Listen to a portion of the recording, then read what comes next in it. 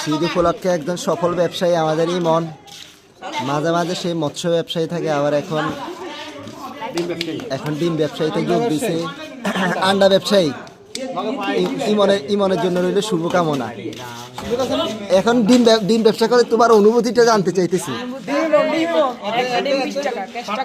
না, তুমি জুলুমি করতেছে কেন? 12 টাকার ডিম তুমি কেন 20 টাকা বিক্রি করো? না না, এটা ঠিক হইতেছে না।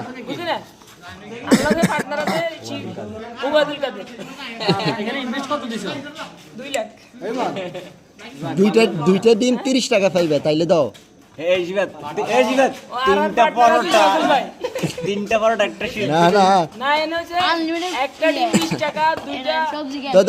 আমি যেহেতু আমি পার্টনার আছি, আমি বলছি ডিম সবাই 10 টাকা করে দিয়ে দাও।